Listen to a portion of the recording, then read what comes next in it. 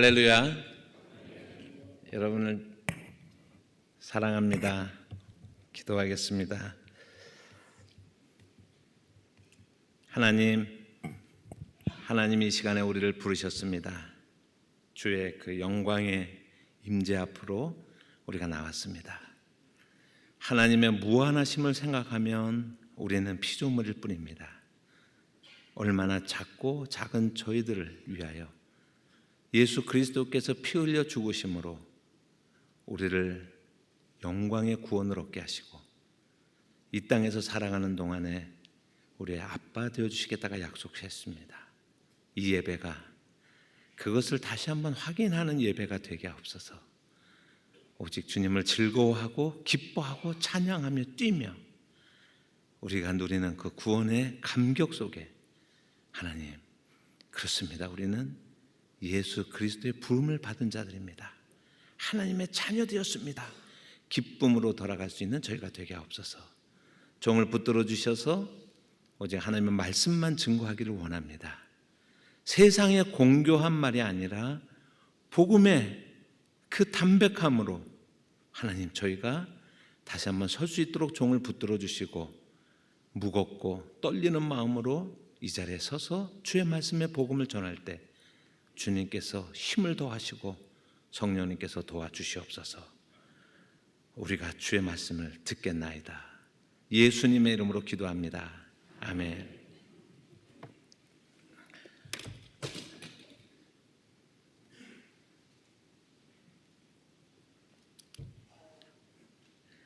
지난 수요일 날에는 안경을 벗기는 이번에는 이걸 떨어뜨리면서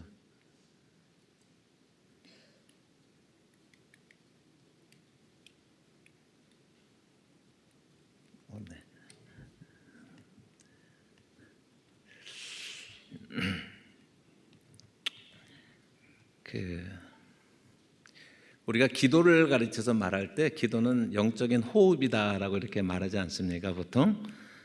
그리고 말씀은 뭐라고 그러죠? 영적인 양식이다라고 이렇게 말을 합니다. 먹고 마시는 것은 인간의 생존을 위해서 필수적인 것처럼, 그렇다면 영적인 양식이라고 하는 기도, 그 다음에 영적인 호흡이라고 하는 기도나 영적인 양식이라고 우리가 말을 하는 말씀은 우리의 영적인 그 생존을 위해서 필수적인 요소다라고 우리 당연히 그렇게 말을 할 수가 있습니다. 그런데 제가 한번 좀 질문을 한번 해보십시다. 여러분, 살기 위해서 호흡을 하는데 여러분들이 숨쉬기를 하면서 고민하면서 숨 쉬는 분들 있습니까? 고민하면서 한 번 숨을 쉴 때 공기를 몇 cc를 들이마시면 정량입니까?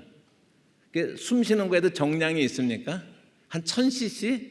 잘 모르니까 그냥 1000cc라고 가정을 해봅시다. 그래서 이제 1000cc를 들이마시려면 가슴의 크기는 어떻게 하고, 그 다음에 입은 어느 정도 벌리고, 숨은 몇 초 정도를 들이쉬면 1000cc를 들이마실 수 있다라고 하는 거 계산하면서 숨 쉬는 분들 한번 손 들어 보실래요?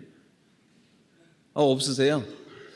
여러분, 숨을 쉬는데 말이죠. 이번에 숨을 쉬는데 제가 1000cc를 이렇게 숨을 들이마셔야 되는데, 공기를 들이마셔야 되는데, 어쩌다가 보니까는 0.3초 좀 빨리 입을 닫는 바람에 700cc 분이 모셨어요. 그래서 그 다음번에는 그러니까 1300cc를 쉬어야 되잖아요. 그래서 조금 더 입을 크게 벌려가지고 0.3초 요번엔 또 더 길게 그렇게 하면서 숨을 쉬는 분들이 있습니까? 왜 계산을 안 하세요? 여러분, 제가 묻는 겁니다. 이건 거꾸로, 이번에는 제가요 숨을 한번 크게 쉬었어요. 한 2000cc 들이마셨어요. 그러니까 한 번은 쉬어가야지 그러면서 숨 쉬는 분들이 있으니까 우리가 이제 기본적인 이야기지만 제가 이런 말씀을 이렇게 숨 쉬는 사람은 없지 않습니까? 숨은 어떻게 해요? 그냥 쉬는 겁니다. 기도는 어떻게 하는 거예요? 그냥 하는 거예요. 그냥 하는 거예요. 똑같은 얘기입니다. 그러면 제가 두 번째 질문을 한번 드려볼게요. 지난 수요일 날도 제가 잠깐 언급을 드렸지만 오늘 우리 한국교회 기도가 참 죽어가고 있지 않는가라고 하는 그런 어떤 염려는 모든 사람이 아마 하고 있을 것입니다. 그런데 전 세계에 우리 외국인, 그러니까 우리 한국 사람 아닌 목사님들이 한국 교회 그러면 뭘 기억하는지 아십니까? 전 세계 어디를 가봐도 한국 교회 그러면은 뭘 기억하는지 아세요? 기도를 기억하고, 기도 그러면은 어떤 기도를 기억하세요? 어떤 기도를 기억하는지 아세요? 통성 기도에 대해서 그들이 말을 합니다. 목사님들이 한국 교회 통성 기도에 대해서 모두가 말을. 그래서 통성 기도라는 영어가 없어요. 그렇기 때문에 그냥 많은 특별히 미국 같이 그런 이제 목회자들도 많고 한인 신학생들이 많으면 어느 신학교 가든지 기도회 하자고 그래가지고 백인들이나 다른 신학생들을 불러 모아가지고 소위 통성 기도를 시키거든요. 그래서 같이 외국 목사님들 신학생들 같이 통성 기도하고 그래가지고 이제 공인된 이름이라는 건 사전에 등록된 이름은 없지만 한국 사람들 스타일로 주여 삼창하고 하는 그런 통성 기도를 그냥 통성 기도라고 다 알아요. 외국 목사들도 다른 말이 없어요. 통성 기도예요, 그게. 이제 그런 정도로 우리가 통성 기도가 한국 교회의 강점이었는데, 오늘날에는 통성 기도 하면은 어때요? 좀 구시대, 좀 낡은 이제 그런 기도. 그러면 거꾸로, 그러면 멋진 신시대 기도는 여러분 하십니까? 구시대 교회는 구시대 기도 이런 거 안 해요. 그런 시대가 지났어요. 안 해. 그러면 새로운 기도는 하십니까, 여러분들? 그럼 숨 안 쉬어요? 이게 문제예요. 숨을 안 쉬고 살아가요, 지금요. 한국 교회가. 그게 우리의 오늘 문제점이 아닌가 이런 생각을 여러분들에게 말씀을 드리면서 시작을 합니다. 며칠 전에 한 분이 길을 가다가 심장마비 하트어택 때문에 쓰러졌잖아요. 그랬는데 TV에 보니까는 어떤 여자분이 막 달려가지고 심호흡을 하고 그다음에 심장 이렇게 소생술을 하고 또 한 분이 또 막 뛰어가가지고 마침 그때 소방차가 지나가다가 거기 스탑 신호등에 서 있는 걸 보고 또 이제 부르는데 거기에 또 여러 가지 기계도 있고 또 전문가가 있어가지고 이제 한 사람을 살려내지 않았습니까?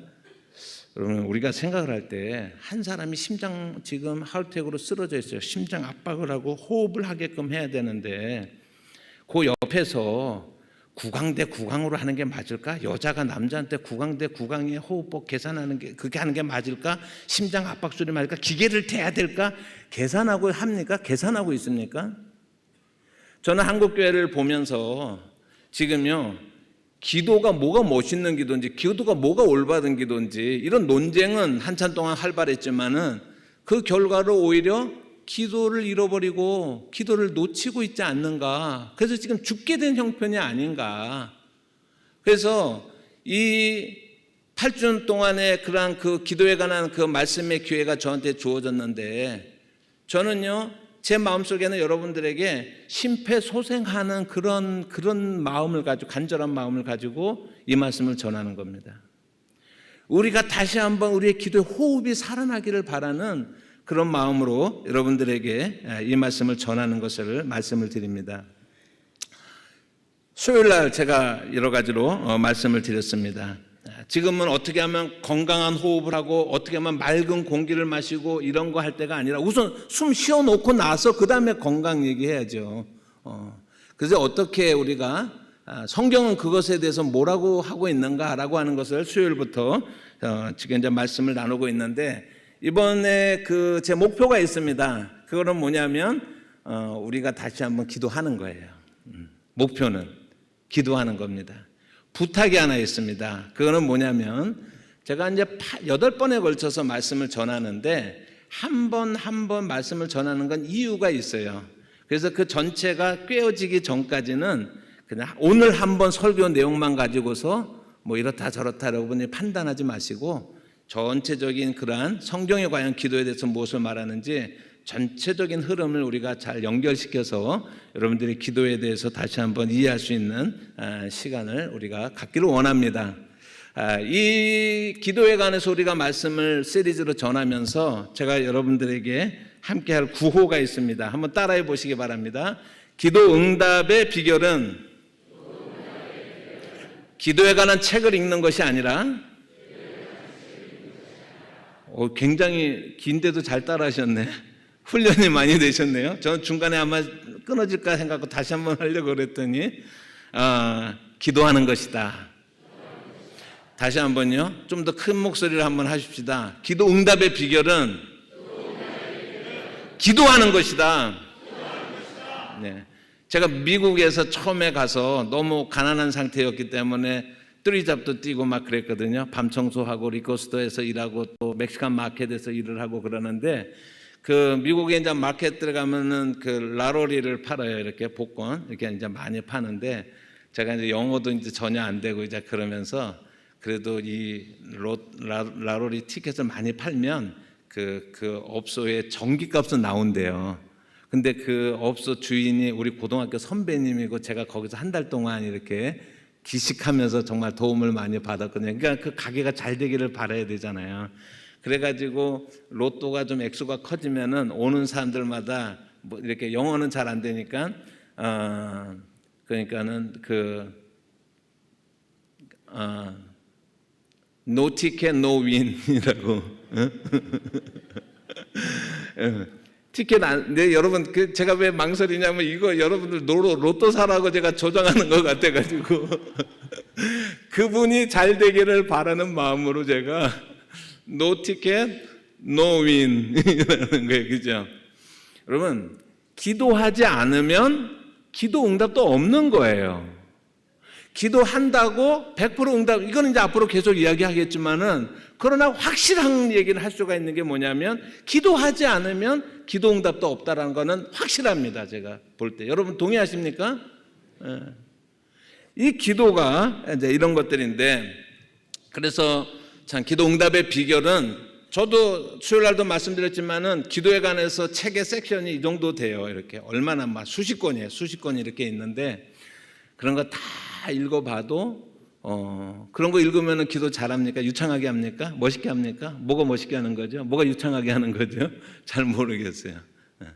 기도하는 게 굉장히 중요해요. 그래서 이번에 기도의 동기부여를 다시 한번 하나님의 은혜를 우리가 받을 수 있기를 바랍니다. 오늘은 두 번째로 산상수훈부터 여러분들과 함께 말씀을 시작을 해야겠습니다. 이 산상수훈은 마태복음 5장부터 이제 7장까지에 있는 그런 이제 말씀인데 이게 기도에 관해서 굉장히 중요한 말씀을 하고 있기 때문에 그 부분을 말씀을 드리려고 그래요. 마태복음 5장 1절과 2절의 말씀을 보시면 예수께서 무리를 보시고 산에 올라가 앉으시니 제자들이 나온지라 입을 열어 가르쳐 이르시되 그러면서 심령이 가난한 자는 그러면서 이제 팔복에 대해서 나오고 우리 산상수훈이 나오죠. 그 정도는 다 아시죠, 그죠? 제가 성도님들 잘 안 믿는다고 이렇게 수요일날 말씀을 드렸는데 그거는 이제 농담이고요.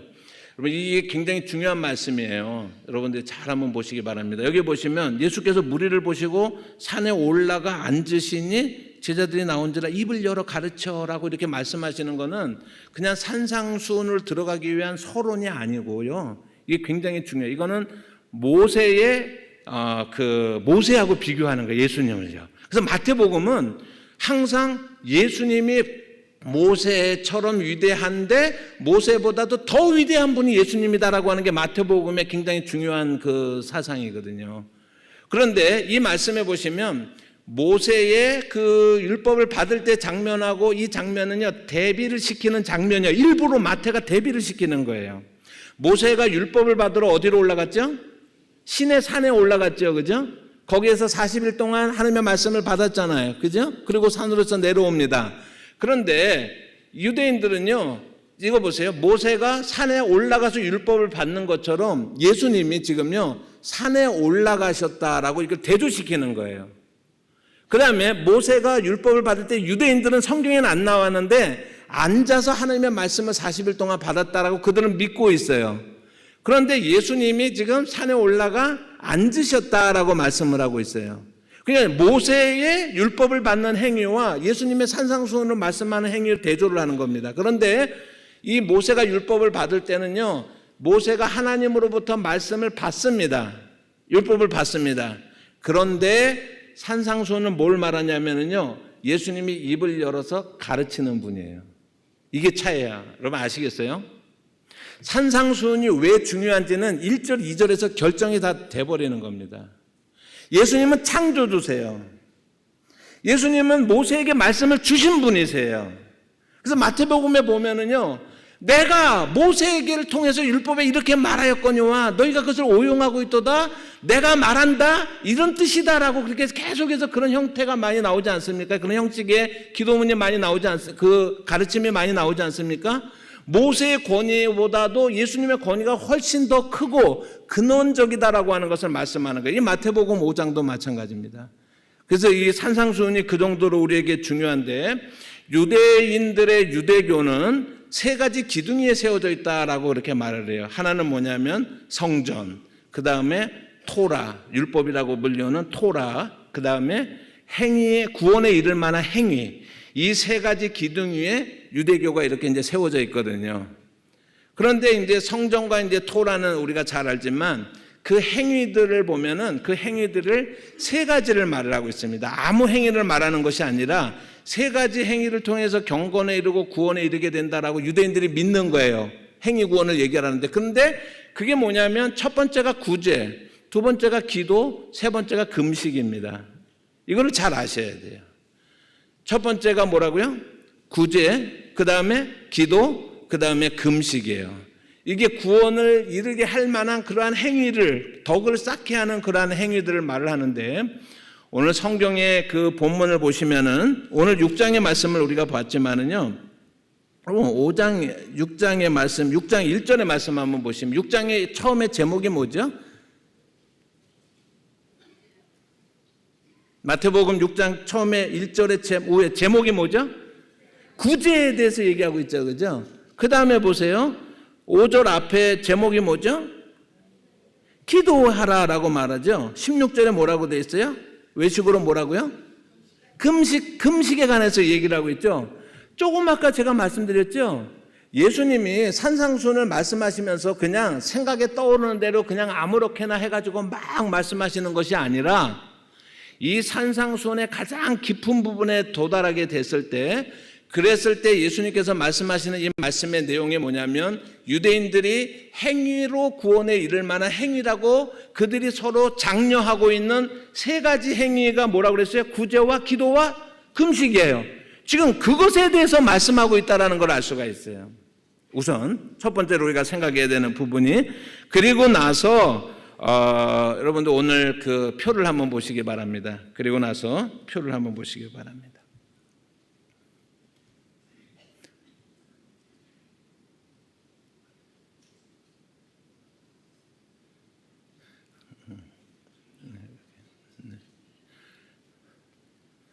제 설교 시간에서 30초는 빼주세요.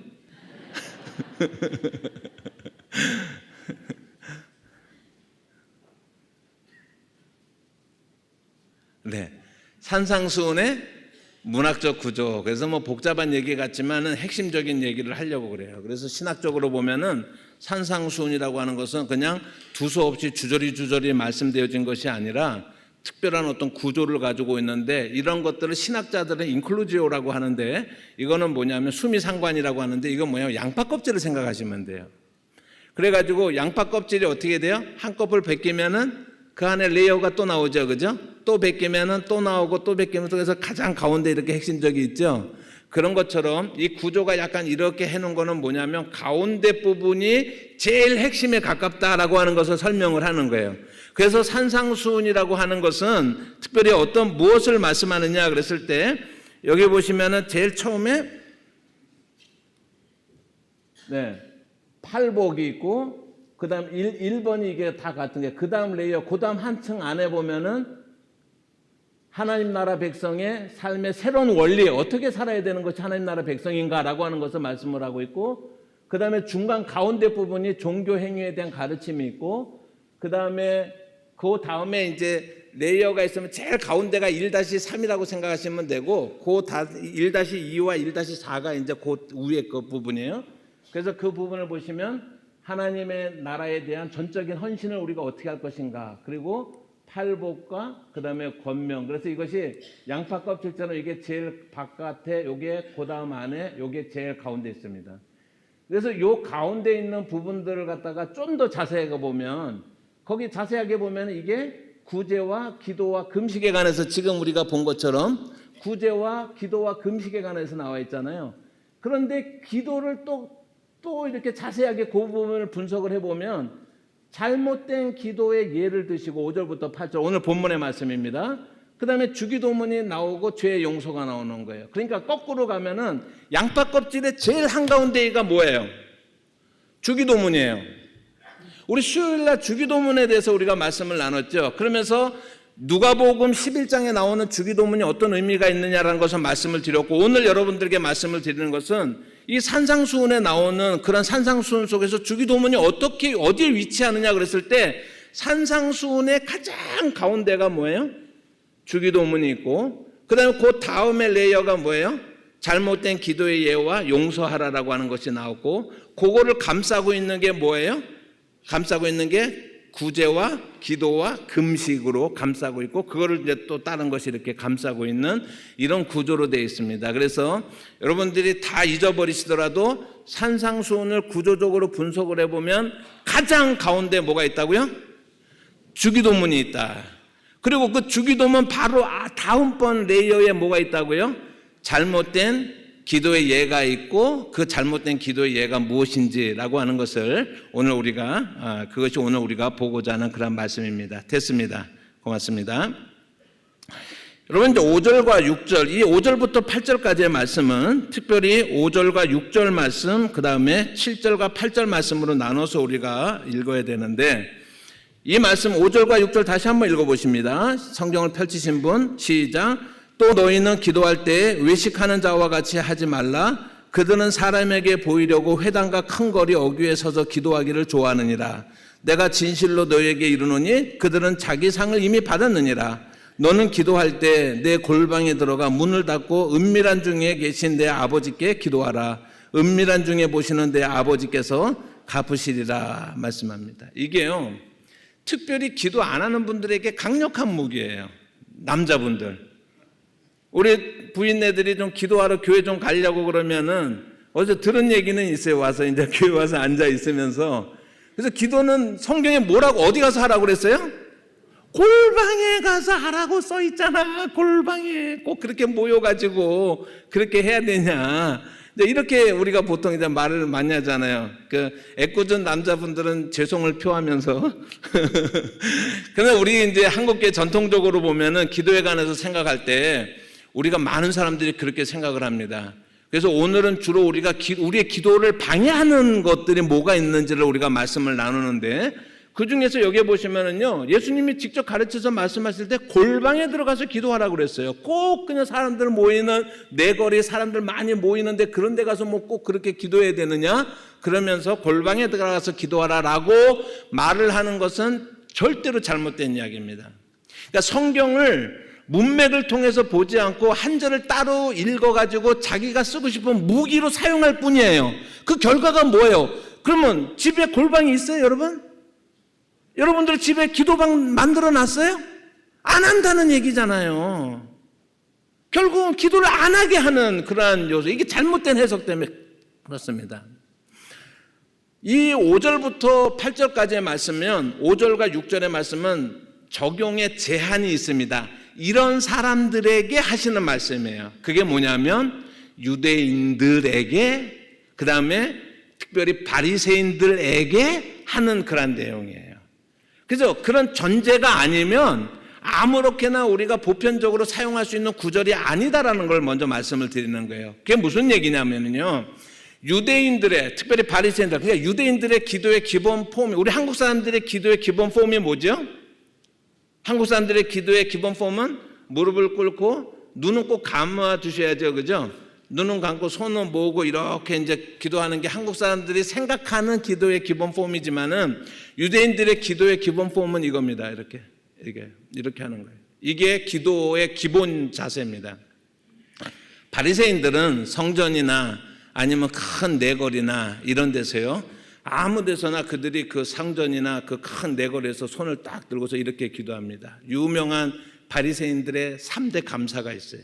늘 그들이 기도하는, 하나님, 저를 죄인으로 태어나지 않고 의인으로 태어나게 해주셔서 감사합니다. 저를 이방인으로 태어나지 않고 유대인으로 태어나게 해주셔서 감사합니다. 저를 여자로 태어나지 않고 남자로 태어나게 해주셔서 감사합니다. 이게 유대인들의, 특별히 바리새인들의 3대 감사입니다. 그들은 항상 이런 자세로 기도를 하고 있는 거예요. 이렇게 기도하는 것이 그러한 모습을 보면서 예수님이 지금 말씀하시는 겁니다. 유대인들이 특별히 바리새인들이 어떻게 기도하는지는 누가복음에 나와 있는데 누가복음 18장 우리 10절부터 14절까지 말씀 성경 한번 볼까요? 누가복음 18장 10절에서부터 14절입니다. 제가 저희 교회에서 이게 성경을 프로젝트에 절대 안 쏴줍니다. 왜냐하면 교회 와서도 쏴주면 여러분들이 하루 일주일 내내 성경 한 번도 안 보잖아요. 덮어놓고 믿잖아요, 그죠? 그래가지고 교회 와서라도 성경 좀 펼쳐보시라고. 그래서 요번에 그동안은 제가 이제 3번 와서 설교를 했는데 그동안은 이렇게 좀 저도 좀 가리는 게 낯가림이 좀 심해서 제가 이제 성경 구절을 다 쏴줬는데 제가 안 써. 여러분들 한번 펼쳐보시라는 거예요. 요즘은 두들겨 보더만요. 펼쳐보지 않고. 예, 뭐 두들겨 보든 펼쳐보든 한번 보시기 바랍니다. 누가복음 18장 10절부터 14절이에요. 시작. 두 사람이 기도하러 성전에 올라가니 하나는 바리새인이요 하나는 세리라. 바리새인들은 서서 따로 기도하여 이르되 하나님이여 나는 다른 사람들 곧 토색, 불의, 간음을 하는 자들과 같지 아니하고 이 세리와도 같지 아니함을 감사하나이다. 나는 일에 2번씩 기도하고 또 소득의 11조를 드리나이다 하고 세리는 멀리 서서 감히 눈을 들어 하늘을 쳐다보지 못하고 다만 가슴을 치며 이르되 하나님이여 불쌍히 여기소서 나는 죄인이로소이다 하였느니라. 내가 너희에게 이르노니 이에 저 바리새인이 아니고 이 사람이 의롭다 하심을 받고 그의 집으로 내려갔느니라. 무릇 자기를 높이는 자는 낮아지고 자기를 낮추는 자는 높아지리라 하시니라. 누가복음 이제 18장 이야기도 나중에 제가 조금 이제 말씀을 하겠지만은 이 말씀이 마태복음 6장 5절 6절 말씀하고 연결되는 그런 말씀이에요. 그러니까 전제가 있는 거예요. 전제가 뭐냐면 그 마음에 내가 이만큼 기도하는 사람이야, 내가 이만큼 율법을 지키는 사람이야, 내가 이만큼 금식하는 사람이야, 내가 이렇게 멋있는 사람이야, 너희들 그거 알아라고 말하면서 이렇게 기도하느니 어떻게 하라고요? 골방에 가라고 하는 거예요. 전제가 꼭 있는 거예요. 이게 아무 때나 쓸 수 있는 게 아니에요. 여러분들이 금요 철야나 어떤 그 수요 기도회나 어떤 기도하러 기도원에 올라가거나 여러분들이 그럴 때 이런 마음 가지고 올라갑니까? 그런 마음이 아니라면 골방에 가서 기도하라는 말도 잘못된 거예요. 적용할 수 없는 거예요. 첫 번째로. 그래서 잘못된 기도의 예 5절과 6절의 말씀은 절대적으로 누구에게요? 유대인들에게. 오늘 우리에게는 누구에게 적용될 수가 있습니까? 내가 이만큼 기도하는 사람이야, 내가 이만큼 예수 잘 믿는 사람이야, 내가 이만큼 봉사하는 사람이야 라고 하는 사람들에게 해당되어지는 그런 말씀이지, 순수하게 하나님을 향한 열정을 가지고 기도하는 시간을 따로 내서 하나님 앞에 나와서 기도하고자 하는 사람들의 기도를 좌절시키기 위한 어떤 도구로 쓸 수 있는 말이 아니다라고 하는 것을 여러분들이 꼭 아셔야 된다는 거예요. 무슨 말인지 아시겠죠? 이렇게 말하면 안 되죠. 아멘이십니까? 이렇게 해야 되는데, 제가 좀 속된 목사, 좀 더 이상하네요. 어쨌든, 그래서 그렇게 적용하면 안 된다라고 하는 거 말씀을 드리는 거예요. 더 큰 문제는 7절과 8절입니다. 7절과 8절 같이 한번 읽어볼까요? 마태복음 6장 7절과 8절 말씀입니다. 시작. 또 기도할 때 이방인과 같이 중언부언하지 말라. 그들은 말을 많이 하여야 들으실 줄 생각하느니라. 그러므로 그들을 본받지 말라. 구하기 전에 너에게 있어야 할 것을 하나님 너희 아버지께서 아시느니라. 이제 그러므로 그러면서 주기도문 산상수훈의 가장 중요한 핵심으로 주기도문을 마태복음에서 지금 소개를 하고 있습니다. 제가 질문이 있습니다. 중언부언이 뭐죠? 중언부언이 뭐는가요? 네. 말을 많이 하면서 이렇게 이제 기도하는 거잖아요. 그죠? 그거를 제가 목사인데요. 이제 새벽에 이렇게 이제 요즘은 제가 한국에 돌아와서는 마땅히 지금 기도할 이제 시작은 하려고 그러는데 제가 평생 새벽 예배를 하다가 여기 한국에 와가지고 지금 새벽 예배를 잘 못하고 있어요. 솔직히 고백을 하면. 그렇지만은 제가 이제 그 마음에 이제 열정은 있고 이제 다시 이제 새벽 예배를 해야겠다는 이제 생각을 하고 있는데 제가 이제 여러분들에게 말씀드리고자 하는 것은요, 목사인데요.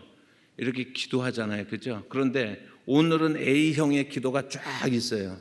그런데 이제 내일은 B형의 기도가 쫙 준비되어 있어요. 그리고 어저께하고 겹치지 않게. 그 다음에 C형의 기도가 준비 쫙 되어 있습니다.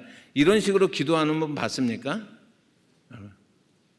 오늘 기도의 제목과 장기적으로 보면 좀 차이가 있지만 오늘 우리 성도들을 위해서 기도하더라도 오늘 아픈 성도들을 위해서 기도하면 내일 벌떡 일어납니까? 그러면 내일도 또 기도하고 그 다음에 날도 기도하잖아요. 그죠? 철야 때도 저도 기도를 되게 많이 하려고 노력한 사람인데 기도하다 보면 몇 시간 동안 기도할 때 기도 내용이 어떻게 해요? 대동소이할 때가 많잖아요. 그죠? 그럴 때마다 제 스스로를 이렇게 기도를 움찔하게 만드는 게 뭐냐면 성경에 보면 뭐라고 그랬어요? 중언부언하지 말라고 그랬는데 하나님이 한 번 말씀하시 들으시지. 그러니까 기도 안 하는 또 남편들이 야 하나님이 귀머거리냐, 무슨 하나님이 무슨 뭐 한 번 듣지 다 알지 그걸 뭐 계속 그렇게 하느냐 요런데. 근데 이런 제가 무슨 고민이 있는지 아시겠죠, 그죠? 그런 고민들을 가지고서 우리가 기도 생활을 다 하고 있단 말입니다. 그런데 성경 본문을 뚫어지게 보면 성경은 다른 얘기하고 있는 거예요. 사실은요. 여러분 이 성경에 보세요. 중언부언하지 말라 앞에 뭐가 있어요? 중언부언하지 말라 앞에 뭐가 있어요? 이방인처럼이라는 말이 있어요. 그러니까 중언부언은 이방인하고 대단히 밀접하게 관계가 돼 있는 거예요. 이거로부터 우리가 자유함을 얻지 못하면 우리 기도 생활이 늘 그렇게 시들할 수밖에 없어요. 우리 누가복음 11장 우리 지난 수요일날 말씀을 드렸을 때 Lord teach us to pray라고 하는, 그래서 주여 우리에게 기도를 가르쳐 주세요라고 하는 것이 기도를 잘 못하는 사람들이 기도를 잘하고 싶은데 예수님은 기도를 잘하시는데 나는 기도가 5분 이상 못해. 그래서 어떻게 하면 기도를 잘할 수 있을까? 기도 잘할 수 있는 방법을 가르쳐 주세요라고 하는 것이 아니다라고 하는 것을 말씀드렸어요. 그러면서 그때도 우리가 성경이 분명히 있는데 괄호처럼 읽지 않는 부분이 있다고 그랬어요. 그게 뭐예요? 요한이 자기 제자들에게 기도를 가르쳐 준 것과 같이라고 하는 게 중요한 말씀인데 그 말씀을 괄호처럼 읽지 않고 어떻게 하면 내가 기도를 1시간 할 수 있을까요? 내가 어떻게 하면 잡생각하지 않고 기도를 뜨겁게 할 수 있을까요? 이런 질문만 하기 때문에 본문 해석이 잘못된 것이다라고 하는 것을 지난주 수요일날 말씀을 드렸어요. 똑같아요. 오늘이요. 여러분들이 중언부언할 때 성경에 말하고 있는 것은 이방인처럼 중언부언하지 말라는 거예요. 그러면 이방인들이 어떤 기도를 하길래 그것을 중언부언이라고 하는가 하는 것이 성경에 그대로 나와 있습니다. 열왕기상 18장 말씀을 한번 보실까요? 열왕기상 18장.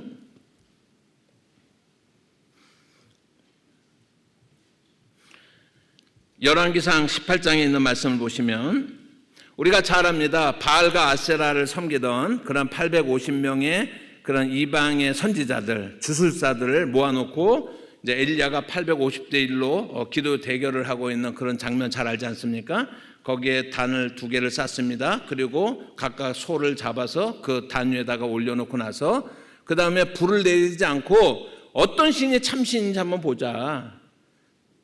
누가 참신인지 보자. 불을 내리는 분이 참신이다라고 이렇게 이제 엘리야가 제안을 하니까 850명의 바알과 아세라를 섬기는 그러한 거짓 선지자들이 그 주술사들이 다 동의를 하지 않습니까? 그 장면 우리가 이제 잘 알죠? 그러면서 엘리야가 말합니다. 너네가 수가 많으니까 너네가 먼저 해라고 이렇게 이야기를 합니다.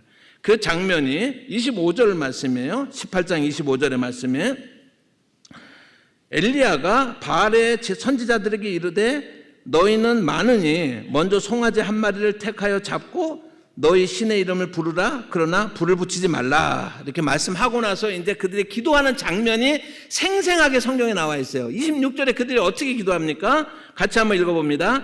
그들이 받은 송아지를 가져다가 잡고 아침부터 낮까지 바알의 이름을 불러 이르되 바알이여 우리에게 응답하소서 하나 아무 소리도 없고 아무 응답하는 자도 없으므로 그들이 그 쌓은 제단 주위에서 뛰놀더라 라고 이렇게 말씀하고 있습니다.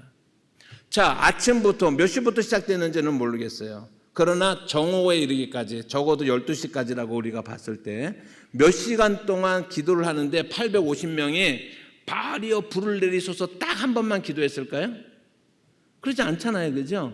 몇 시간 동안 바알이여 불을 내리소서, 바알이여 불을 내리소서 850명이 그 갈멜산이 떠나갈 정도로 바알이여 불을 내리소서 그러면서 그들이 그 제단 주변을 뱅뱅뱅뱅 돌면서 기도하는 거예요. 계속 돌면서 몇 시간 동안 기도하는 겁니다.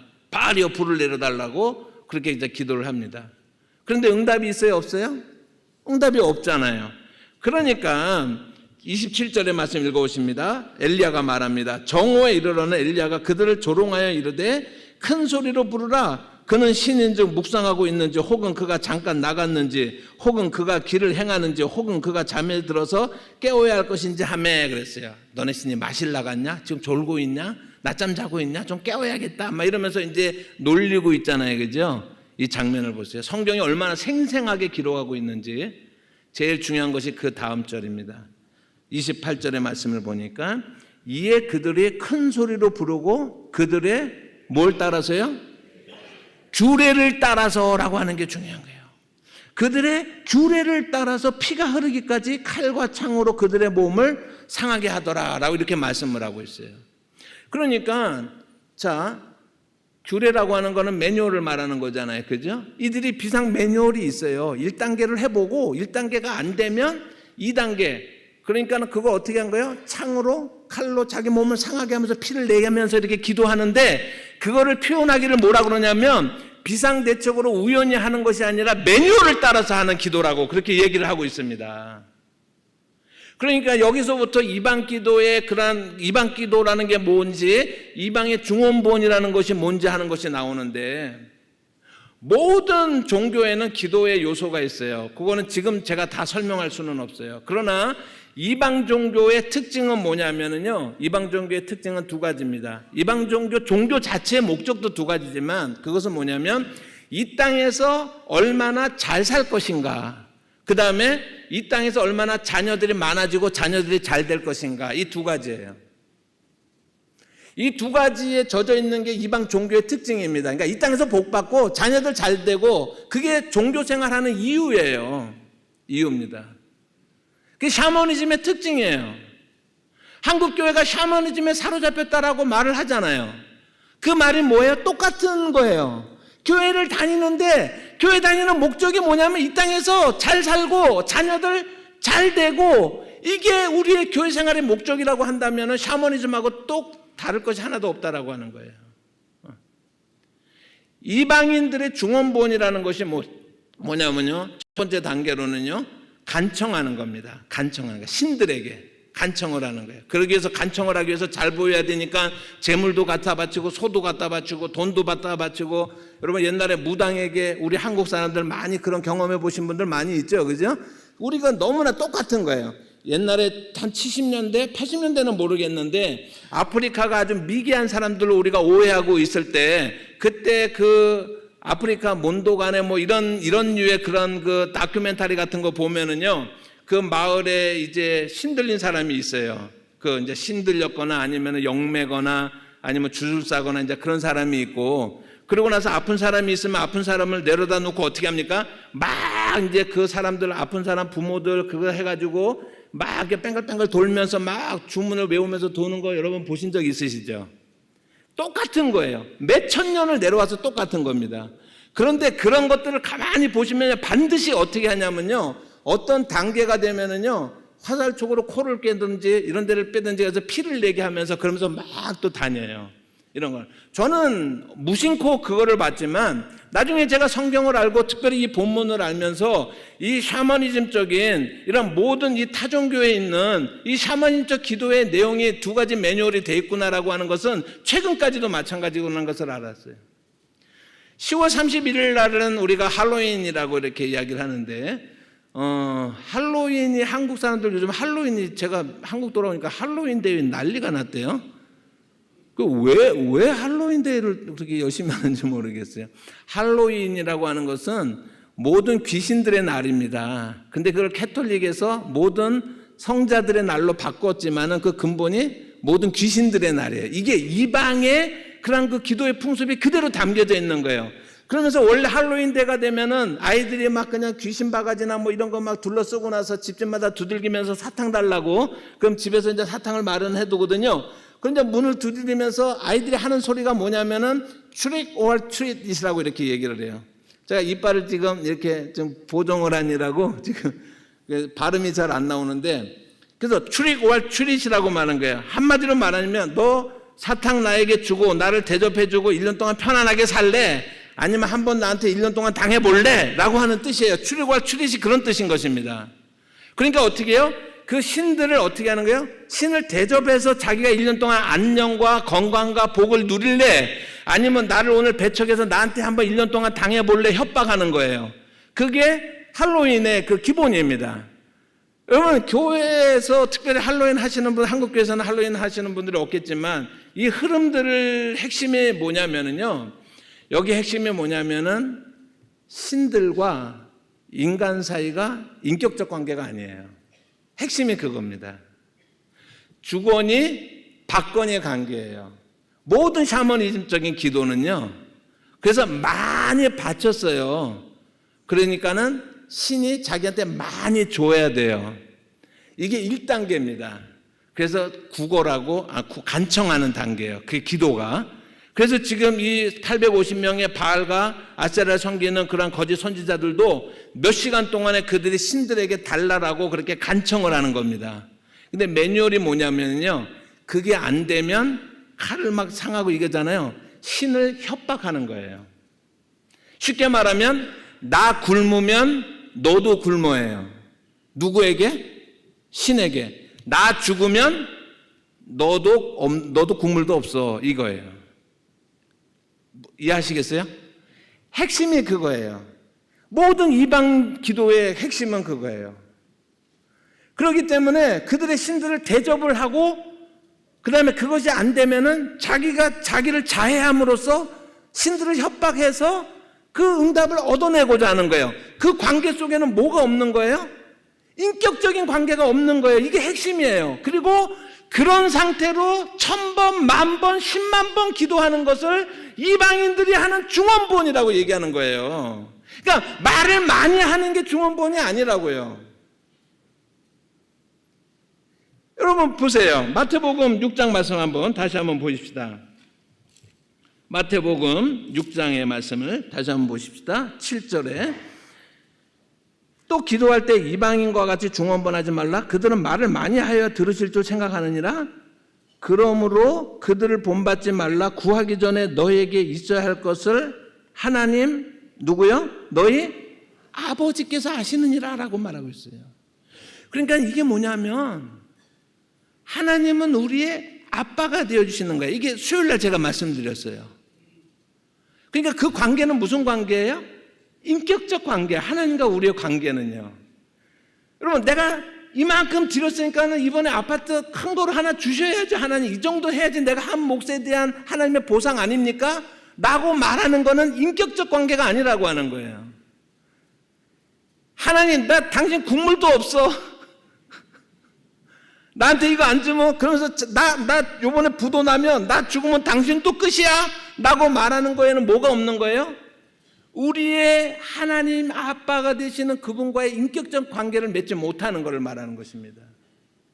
그래서 중언부언 기도의 요 본문의 핵심은 뭐를 말하냐면 여러분들 우리가 믿는 하나님은 우리의 아빠 되어주시는 분이에요. 우리의 필요를 알고 계시는 분이에요. 하나님은 우리가 10원을 줬기 때문에 하나님이 우리에게 100원을 주시는 분은 아니에요. 자녀가 그 자녀의 아버지가 부모가 그 자녀에게 좋은 것을 주듯이 우리에게 좋은 것을 주시기로 마음 먹고 계시는 분이 하나님이라고 하는 것입니다. 그런데 그 하나님 앞에 나가 그 인격적인 관계에서 나의 아빠가 되어주시는 그분 앞에 나가서 내가 한 번 기도하고 끝나는 것이 아니라 주실 때까지 기도하는 거예요. 제가 미국에서 괜히 처음에 가난하게 산 얘기 조금 했는데 우리 아들 얘기하는데 우리 아들 1살 때 제가 미국에 갔거든요. 그런데 그 당시에 92년도 이럴 때 20불 가지고서 일주일 동안 이제 먹을 거를 사야 돼요. 그러니까 고기 위주로 샀겠어요? 풀 위주로 샀겠어요? 그러니까 이제 딱 이제 그렇게 세일하는 거를 사갖고 일주일을 살아야 되는데 근데 이제 제 차가 총 7방 맞은 차였거든요. 왜냐하면 돈이 없으니까 뭐 그냥 진짜 중고차 너무 오래된 거 이제 하나 사갖고 드드드드드 그러면서 이제 마켓 앞에 딱 갔는데 어느 날 우리 아들을 딱 데리고 왔는데 우리 아들이 또 왜 이렇게 한글은 빨리 배웠는지 몰라요. 그럼 지금 잘 됐느냐? 아니 그건 관계 없는 거고요. 그래서 이제 우리 사랑하는 아들이 지금 1살 때 얘가요 진짜 제 마음속에 가슴에 팍 맺혀 있는 얘기가 있어요. 얘가 차에서 딱 내리더니 뭐라 그러냐면요, 아빠 왜? 나는 고기를 좋아하는데 왜 고기를 안 사? 그러는 거예요. 이게 이제 1살 몇 개월, 그러니까 만 1살 지나고 이제 1살 몇 개월짜리가 왜 고기? 요즘 제가요 소고기 먹으려면 소고기 사 먹을 수 있거든요. 그런데도 그런 거 할 때마다 그때 생각을 하면은 눈물이 찡 나고 그래요. 우리 이제 아들이 얘기했었던 것이. 우리 아이들이라고 하는 거, 기도를 이해할 때 가장 중요한 것은, 가장 좋은 것은 뭐냐면 부모와 자식과의 관계 속에서 이해한, 하나님이 우리 아빠 되어주신다 그랬잖아요. 그죠? 그 관계 속에서 우리 기도를 이해해야지만 기도가 가장 중요한 우리가 그 이해를 가져올 수가 있는데, 예를 들어가지고 여러분 아이들 어릴 때, 우리 아이들도 맞지만 3살이에요. 3살짜리 아들이 내가 요번에 생일 때 너한테 이런 장난감을 사줄게. 딱 그랬어요. 생일 때 사줄게. 그랬는데, 이 3살짜리 아들이 아무 말이 없는 거예요. 그래가지고 아빠가 궁금해가지고 제가 궁금해가지고 주찬아, 아빠가 장난감 사준다고 그랬는데 왜 장난감 사달라는 말을 안 해? 그러니까 우리 아들이 이렇게 말하는 거야. 아버지 주머니 사정이 어려우시겠죠. 주머니 사정이 넉넉해지시면은 저에게 그 장난감을 사주실 것을 제가 믿어 의심치 않습니다. 아빠는 저한테 거짓말하지 않는 분이기 때문에.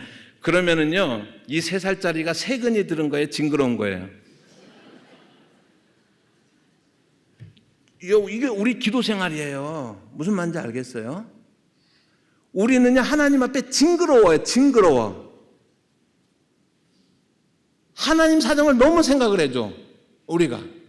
아이들 다움이라는 거는 뭐죠? 제가 장난감 사줄게 그러니까 어떻게 해요?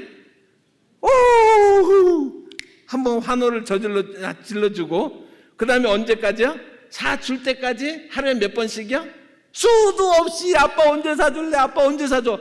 무슨 뭐 주머니 사정 생각해요, 아들이요? 그게 뭐예요? 아이들 다움이잖아요, 그죠? 아이들이 그러는 거죠. 여러분, 이번에 제 아내가 암에 걸렸습니다. 하나님께서 고쳐줄 줄 믿습니다. 그리고 그 다음부터 기도 안 해봐요. 이거 어떻게 생각하세요? 우리 기도 생활이라는 게 그렇게 하고 있는 거예요, 우리가 지금. 여러분, 수요일 날도 말씀드렸는데, 이게 멋진 기도 폼입니까? 전 그렇게 말하고 싶어요. 덜 급했어. 덜 급했죠. 하나님은 우리에게 원하시는 게 계속 하기를 원하세요. 제가 이제 다음에 또 성경을 볼 거예요. 거기에 대한 하나님의 마음이 어떤지. 여러분, 기도하라는 거예요. 내 아버지께 기도하라는 거예요. 무슨 관계가 없으면 안 돼요? 가장 중요한 관계가요? 1000번 하느냐 10,000번 하느냐가 중요한 게 아니라 1000번이고 10,000번이고 하라는 거예요. 무슨 관계예요? 내 기도를 들으시는 분은 인격적으로 나의 아빠가 되어주시고, 내 구원을 책임져 주시는, 약속해 주시는 그분 앞에, 나에게 모든 좋은 것을 주시기로 마음 먹고 있는 그분 앞에, 그 인격 앞에 우리가 나가서 우리도 인격적으로 우리가 기도하는 게 그게 기도라고 하는 거예요. 이런 상태에서 100번을 기도하고 1000번을 기도하고 10,000번을 기도하고 해야지요. 하나님한테 해야죠. 우리가 기도를 누구한테 가서 할 거예요, 여러분? 하나님 앞에 기도하지 않으니까 점쟁이가 오니까 점쟁이한테도 가잖아요. 전 미국에서 많이 봤어요. 하나님이 여기서 유명한 무슨 도령들 와가지고요, 그 LA 같은 데다가 신문에 내요. 그런데 뭐 누가 어떤 도령이 어떤 처녀 어떤 누구가가 뭐 이렇게 와가지고 한다고 드는데요, 거기에 별표하고 딱 있어요. 타 종교인 환영 이렇게 써있어요. 타 종교인이 누구죠? 여러분, 불교 전보러 다녀야 안 다녀요? 원래 다녀요. 여러분, 무속종교 전보러 다녀야 안 다녀요? 원래 다녀요. 그러면 그 환영한다는 타 종교인이 누구 계세요? 환영한다는, 특별히 거기 딱 써놔요. 타 종교인 환영.